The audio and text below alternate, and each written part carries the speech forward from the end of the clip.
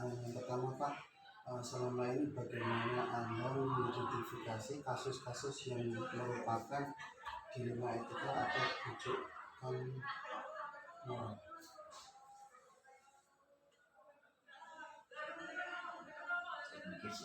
Gimana cara identifikasi ini? Biasanya kalau saya melihat dari kasus yang muncul, kemudian seperti apa, berdasarkan laporan dari guru atau dari siswa, juga mungkin saya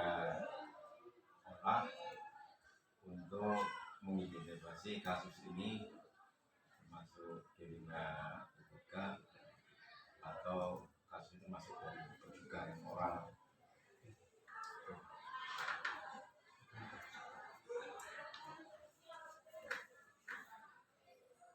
Yang selanjutnya Pak, selama ini bagaimana Anda menjalankan pengambilan keputusan di sekolah, terutama untuk kasus-kasus di mana dua kepentingan yang sama-sama benar atau sama-sama mengandung nilai kebajikan? Kalau untuk keputusannya, kita membuat kesepakatan dengan yang terlibat. Misalkan kasus itu hanya melibatkan guru saja, maka saya akan berdiskusi dengan guru tersebut. Dan kalau misalkan ada kasus yang dimulai dari siswa, otomatis akan melibatkan kepala sekolah, guru, dan siswa itu sendiri untuk mengambil keputusan, entah itu dilema etika ataupun juga moral.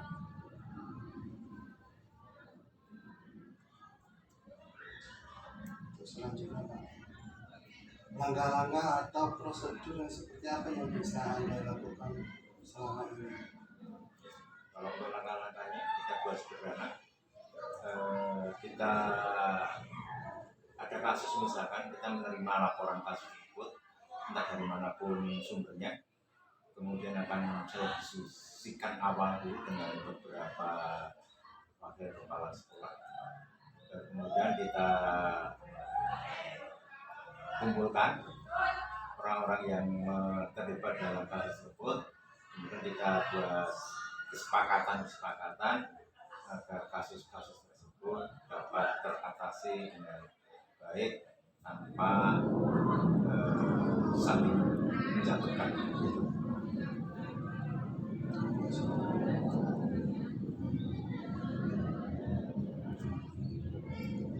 Selanjutnya Pak, hal-hal apa saja yang selama ini Anda Bapak anggap efektif dalam mengambil keputusan pada kasus-kasus dilema etika?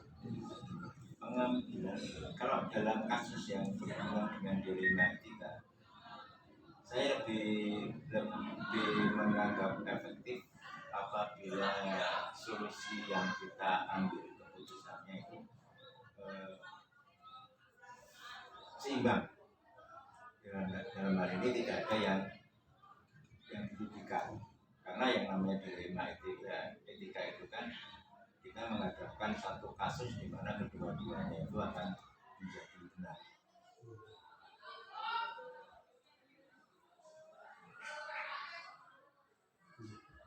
Selanjutnya, hal apa saja yang selama ini merupakan tantangan dalam pengambilan keputusan pada kasus-kasus dilema etika tersebut? Untuk kasus dilema etika, tantangan utama adalah mencari jalan tengah dari keputusan yang dari masalah, dari kasus yang notabene sebenarnya kasus itu semuanya benar. Kita akan mengambil hal-hal yang menjadikan semuanya puas dan bisa dijalankan. Ini yang lebih sulit, karena kita berhadapan dengan utamanya biasanya dengan peraturan, dibenturkan dengan kondisi lingkungan, atau memang kalau hubungannya dengan siswa itu biasanya dengan psikologi siswa, sehingga seringkali pengambilan keputusannya agak berat. Tetapi keputusan ini harus konsisten, dalam arti kalau ada kasus yang sama maka unsur penyelesaiannya juga paling tidak 90% mengacu pada kasus-kasus yang sudah pernah diputuskan. Mohon maaf, mengembangkan dari tadi Pak, ada mengembangkan salah satunya adalah kondisi lingkungan. Yang dimaksud kondisi lingkungan itu enggak? Kondisi lingkungan itu cenderung ke lingkungan masyarakat. Hmm. Jadi budaya masyarakatnya seperti apa? Karena itu sangat berpengaruh dengan kondisi sekolah. Karena perilaku anak, perilaku guru itu selalu terikat dengan budaya lingkungan. Misalkan kalau guru misalkan ngomong tamu itu betul. Tapi ketika dia meninggalkan pembelajaran menjadi apa? Menjadi salah. Tetapi itu kan ada hubungannya dengan budaya setempat. Kita tidak bisa melarang juga. Maka dicarikan apa? Solusi-solusi agar pembelajaran tetap berlangsung. Selanjutnya Pak, apakah Bapak memiliki sebuah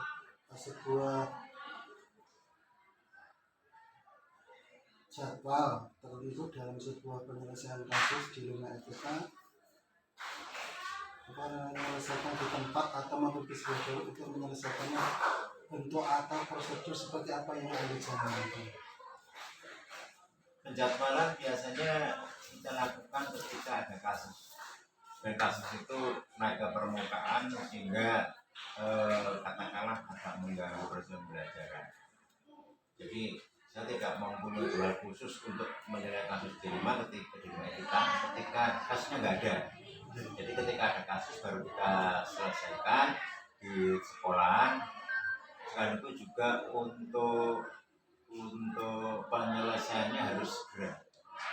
Jadi tidak ada bagus, yang jelas harus segera selesai, menghasilkan keputusan dan harus segera ditindak lanjuti. Prosedurnya saya kira untuk kita seperti biasa memanggil yang terlibat, kemudian mendiskusikan 1 atau 2 kali, baru kita putuskan hasilnya. Jadi itu misalnya dalam waktu pembelajaran tetap dilakukan atau menjadwalkan setelahnya? Setelahnya. Jadi setelah pembelajaran kita tidak bisa mengganggu pada saat pembelajaran. Jadi kasusnya muncul kita catat, kemudian setelah pembelajaran selesai atau hari berikutnya baru kita selesaikan kasus. Sehingga tidak mengganggu jalan pembelajaran. Selanjutnya, adakah seseorang atau faktor-faktor yang selama ini mempermudah atau membantu Anda dalam pengambilan keputusan kasus-kasus di lingkungan etika? Kalau di sekolah saya, kami selalu melibatkan tim sekolah, yang terutama wakil kepala sekolah. Kalau berhubungan dengan siswa itu wakil kepala sekolah, kemudian dengan guru BK dan wali kelas. Dan kalau untuk guru, saya lebih cenderung saya selesaikan sendiri, jadi tidak melibatkan guru yang lain, kecuali kasusnya menjadi berat. Nah, ini baru minta bantuan rekan-rekan untuk membantu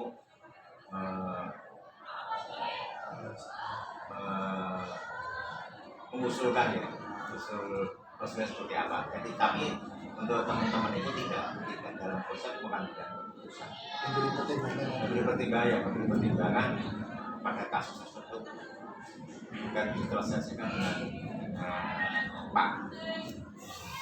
Pertanyaan yang terakhir Pak, dari semua hal yang telah disampaikan, pembelajaran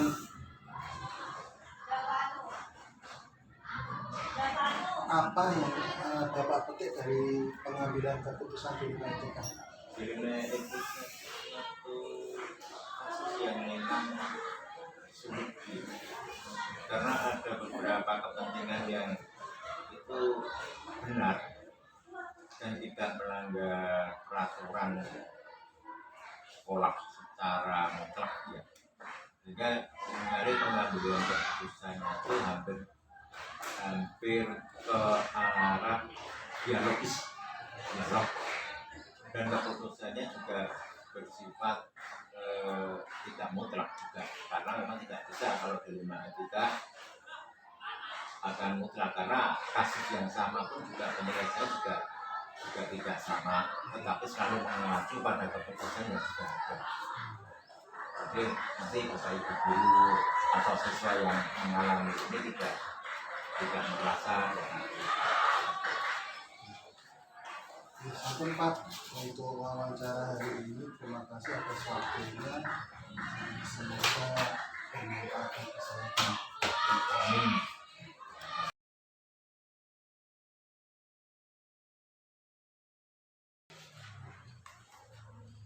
Pertanyaan yang pertama, Kak. Selama ini bagaimana Bapak dapat mengidentifikasi kasus-kasus yang merupakan dilema etika atau rujukan moral? Terkait dengan dilema etika, yang pertama tentu kami melihat tupoksi dulu. Misalkan untuk guru, tupoksi utamanya adalah dia mengajar.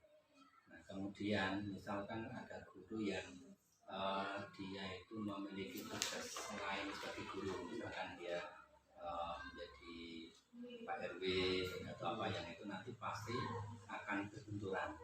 Nah, maka yang kita upayakan adalah tupoksi pokok dulu. Tupoksi nanti ketika dia sudah mengetahui tupoksi saya itu adalah mengajar anak ini, jadi ini yang harus dia tahu terlebih dahulu. Terkait kemudian ada tugas yang lain tambahan itu, maka dia juga harus mengetahui bahwa ada tupoksi lain yang ini memang harus dikerjakan lebih dahulu.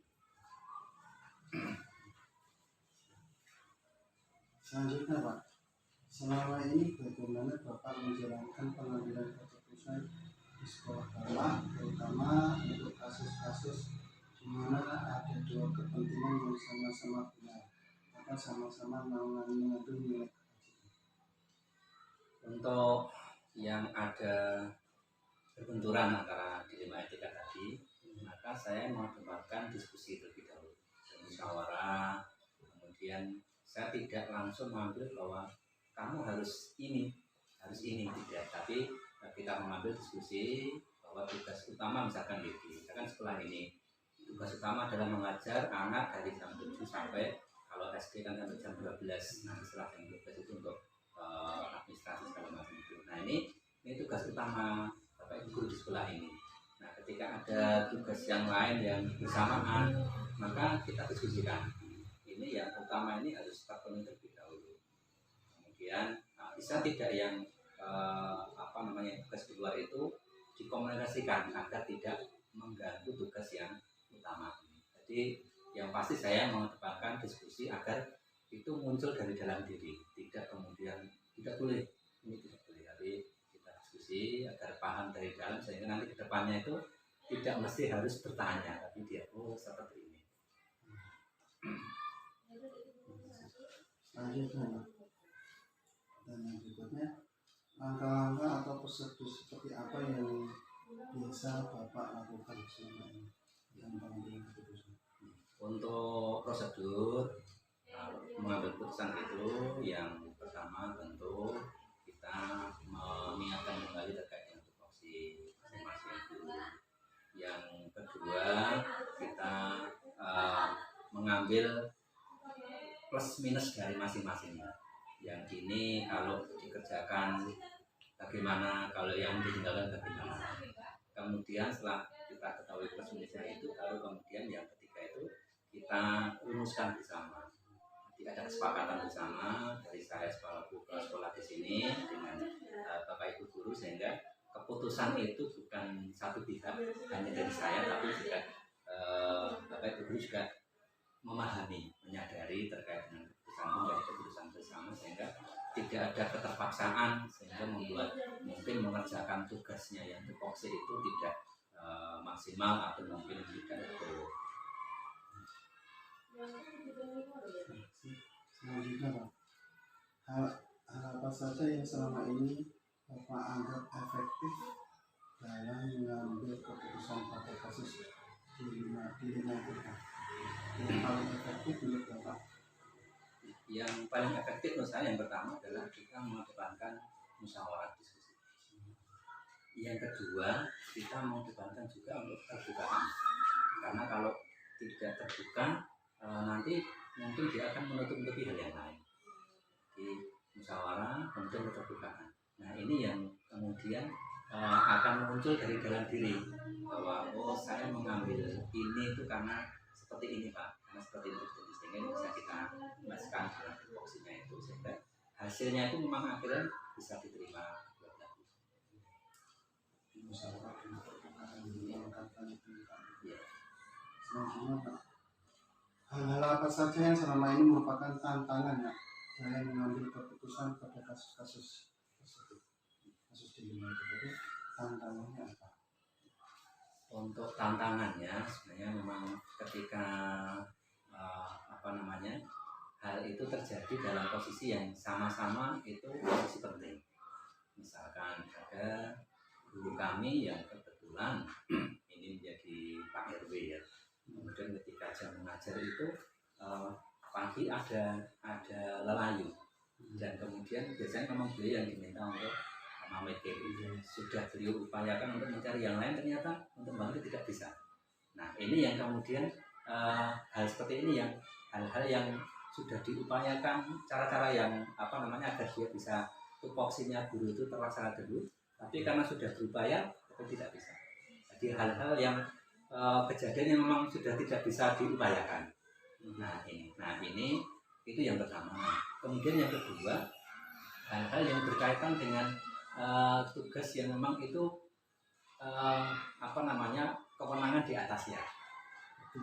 Misalkan ada guru kami yang pengelola bos, ini kemudian ada undangan dari dinas terkait dengan proses data yang dari inspektorat yang kebetulan karena itu undangannya itu ternyata yang disampaikan dari Korwil, yaitu dari pengelola bos Korwil ke sekolah itu terlambat sehingga baru disampaikan saat itu juga, sehingga mau tidak mau dia harus meninggalkan. Nah hal itu akhirnya kemudian bagaimana kita tetap semuanya bisa berjalan, sekolah bisa berjalan, yang pemenuhan itu juga bisa berjalan.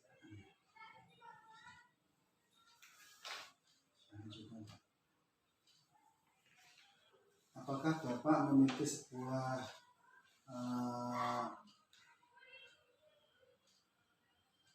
ketika menyelesaikan masalah itu, apakah Bapak langsung menyelesaikan di tempat atau memiliki sebuah jadwal untuk menyelesaikan dalam bentuk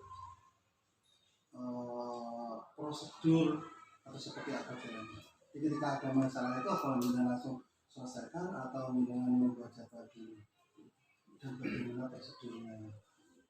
Ketika ada permasalahan, kalau memang itu tidak harus diputuskan saat itu, maka kita berusaha untuk mencari atau kita berkonsultasi, karena kita memiliki, kalau di atas saya kan saya memiliki pengawas Babin yang bisa kita konsultasikan untuk mendapatkan masukan. Tapi kalau kemudian memang harus saat itu juga dan ini bisa kita selesaikan, kita yang ditinggal misalkan ya, setelah ditinggal itu bisa kita tangani, maka itu bisa kita selesaikan. Tapi kalau memang tidak harus, jadi kita melihat ini ya, melihat permasalahannya itu apakah harus diselesaikan itu juga atau tidak. Kalau tidak ya kita berusaha untuk komunikasi dengan pimpinan, dengan stakeholder. Kalau memang harus saat itu, tapi sangat jarang untuk terjadi yang harus dibutuhkan tadi itu menurut saya. Tidak. Jadi kita selalu berusaha untuk mengkomunikasikan. Kalaupun misalkan harus hari itu, maka ketika dia menyampaikan akan ada seperti ini, maka kita berusaha dulu untuk minimal misalkan kita cari atau minta nasihat, minta info dari beberapa misalkan pengawas atau mungkin kepala sekolah senior atau menjadi ketua 3S untuk memberikan masukan yang itu bisa menghasilkan keputusan yang memang tepat, bukan hanya sepihak benar dan salah. Soalnya ya Pak, ada kasus itu tidak cuma guru dengan dirinya sendiri, tapi misalnya besar kasus itu ada faktor muridnya ya, gitu. Penyelesaiannya juga dijadwalkan ya.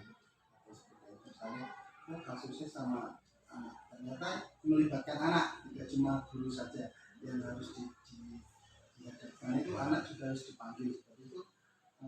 Itu juga melibatkan yang tadi korwil atau cukup di sekolah saja misalnya. Kalau terkait juga dengan anak, maka kita biasanya kita komunikasikan dulu, karena kita tidak ingin mengambil info itu hanya satu sisi. Jadi misalkan info dari guru seperti ini, kemudian kita coba tanyakan ke anak dan teman-temannya. Kemudian kalau itu belum cukup, karena memang ada juga itu yang kita komunikasi dengan orang tua juga. Ada memang beberapa anak itu memang memang itu harus kita panggil orang tuanya, dan kita tekankan karena itu kita panggil orang tua itu bukan dalam rangka ini mencari siapa yang benar yang salah, tapi untuk kemudian mencari titik temu. Jadi tetap kalau selama itu memang itu bisa kita keputusan itu tidak harus segera, kita berusaha untuk mencari sumber informasi dan kita selesaikan bersama dari berbagai pihak, tidak hanya satu sisi selesai ini tidak, tapi biar efeknya ke belakang itu nanti bisa saling bekerja sama, pihak sekolah, pihak rumah, anak, guru itu nanti punya kesepakatan bersama. Selanjutnya Pak, adakah seseorang atau faktor-faktor yang selama ini mempermudah atau membantu Bapak dalam pengambil keputusan dalam kasus ini? Kita di sekolah ini ada komunitas belajar namanya komunitas Selasa Iso. Setiap hari Selasa itu setelah jam 12, setelah kegiatan sholat dulu bersama anak-anak pulang, itu Bapak Ibu guru dari jam 12:30 sampai jam 2 itu kita ngumpul membicarakan ya seperti curhat lah. Mungkin di kelas ada seperti ini, seperti ini. Nah ini terbangun keterbukaan dari Bapak Ibu guru itu. Dan ada berbagai masukan. Oh, coba begini, coba diterapkan begini dari Bapak Ibu guru. Nah ini ternyata yang menurut saya itu ini keputusan itu tidak harus dari saya, tapi dari forum bersama itu ternyata oh iya coba ini coba di sini. Kadang terpikirkan di situ. Betul, iya. Memerlukan beban. Jadi memang dulu ketika saya mengawali kegiatan yang Selasa Iso itu memang awalnya saya ingin mengajak untuk hari Selasa kita belajar bersama. Tapi ternyata berkembang itu malah sisi positif yang di sini ini yang ternyata tidak kita dapatkan selama ini. Selama ini kan mungkin kita rapat formal itu ya mungkin yang menjadikan 1-2, tapi itu kita buat formnya santai. Jadi bisa curhat, bisa menyampaikan anak di kelas bagaimana, oh si A, si B, si C seperti ini Pak, ada masukan dari yang lain, jadi bisa saling memberikan support. Itu berarti nggak kan tanpa ada kasus ada kegiatan seperti itu. Singkat tanyakan, misal ada kasus, adakah seseorang yang membantu? Misal di SMP nggak Pak, di SMP itu kan misalnya ada kasus, guru kepala sekolah bisa meminta pertimbangan atau dibantu oleh Bapak atau PK gitu untuk menggali itu. Kalau di SD kan memang tidak ada wakil, tidak ada dikandir. Jadi memang kita memakainya ya itu formal. Kalau misalkan kasus itu terjadi sebelum misalkan setelah hari Selasa ya, karena kalau kita resmi kan hari Selasa. Nah ini biasanya kita ngobrol itu pasca jam anak-anak pulang, itu kita ngobrol santai. Oh, ini tadi ada gini itu pun masih karena memang setiap harinya tetap setelah jam 12 kan masih ada waktu longgar gitu. Betul. Jam pulang. Jadi ketika ada kasus muncul setelah anak-anak pulang itu dengan berkomunikasi seperti halnya di hari Selasa. Itu. Jadi memang saya berusaha untuk Bapak Ibu guru itu semuanya kelas 1 sampai kelas 5 itu semuanya memahami bahwa misalkan si A, anak si A itu ternyata punya karakter seperti ini kan. Jadi nanti ketika misalkan anak ini punya karakter seperti ini, jadi yang tahu tidak hanya guru kelas saja, tapi guru yang lain tahu. Oh iya ini karena masalah. Terima kasih untuk pertanyaan yang terakhir Pak. Nah, yang terakhir. Dari semua hal yang sampaikan tadi, pembelajaran apa yang Bapak petik dari pengambilan keputusan? Terkait dengan berbagai hal tadi, bahwa yang saya ambil untuk hikmah dan pelajaran dari pengambilan keputusan adalah yang pertama, keputusan itu harus melibatkan semua pihak, tidak hanya satu pihak. Ketika semuanya terlibat, semua pihak itu dalam keputusan itu, maka keputusan itu akan menjadi milik bersama, sehingga tidak ketika ada kasus misalkan terjadi permasalahan di kelas 2 misalkan, kalau yang guru kelas 2 tidak bisa menyelesaikan, guru kelas yang lain itu bisa membantu. Itu yang pertama. Yang kedua, membangun kedekatan, keterbukaan antara semua guru. Ini sangat penting, sangat bagus, sehingga seperti di sini ada guru P3K baru yang dari latar belakang yang berbeda-beda itu, kita mencoba untuk biar ini segera cair di sini, biar segera merasa memiliki sekolah ini. Itu yang kedua. Kemudian yang ketiga, bahwa semua permasalahan, semua kasus itu tidak mesti penyelesaian itu harus di kepala sekolah, tetapi bisa jadi itu atas keputusan itu tidak mesti Pak karena dukun kasus ini Pak Dukun, tidak, tapi kita berusaha untuk ini menjadi masukan bersama, kita rumuskan bersama, kemudian setelah itu baru kemudian kita sepakati bersama bahwa kasus ini akan jadi kasus satu itu nanti kita selesaikan seperti ini, sepakati bersama. Kemudian yang terakhir, kalau pembelajaran itu adalah bahwa kita itu tidak bisa menyelesaikan kasus itu tanpa melibatkan orang tua harus kita libatkan agar di sekolah sudah kita selesaikan, upayakan seperti ini, nah di rumah juga mendukung. Jadi jangan sampai kita di sekolah sudah berubah seperti ini, ternyata di rumah itu bertolak belakang, akhirnya itu nanti ya tidak akan selesai barangkali itu. Terima kasih Pak atas jawaban hari ini dan jawaban yang Bapak sampaikan. Saya mengucapkan terima kasih, semoga nanti bermanfaat.